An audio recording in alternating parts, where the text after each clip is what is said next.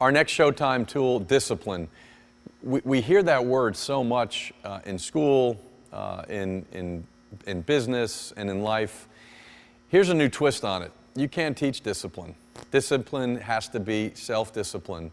And as much as you're going to suggest and remind young players to go home and do their diamond strength, to do the extra work at home, if they don't possess the self-discipline, if they're not motivated themselves, it becomes very difficult for them to achieve any degree of success. And you hear the words, all right, we're here to motivate you. We're here to teach you discipline. It's bullshit. It really is.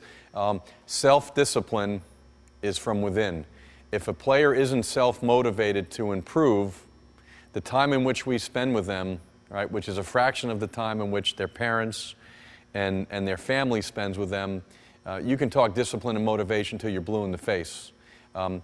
Our job is to make sure that the players that have the self-motivation, that want to improve because they have the will inside them to get better, and have good discipline, have good life skill habits, they're the ones that will be self-disciplined. They'll govern themselves. They'll make sure that they're not overeating.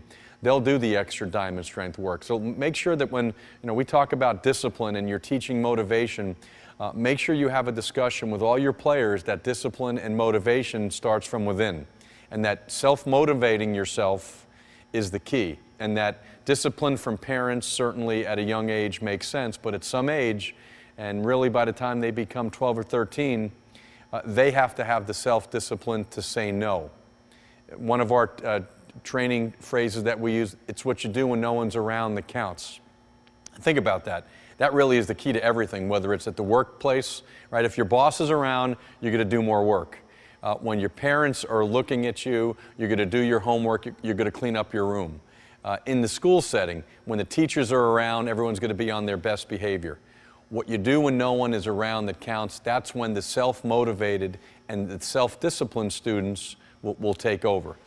How do you improve on those skills? Talk about it with the players, but let them know that it's not going to be the coach, the parent, or you as the teacher that will improve their motivation or discipline skills. And let them understand what those words are. Discipline, doing the right thing at the right time, right? Being able to have a goal that you're looking to accomplish and maybe saying no to the distractions. The discipline not to watch television, the discipline to do more swings, to do more skill work at home, the discipline to read a book that might improve your baseball or your ability to maybe get into college. Motivation.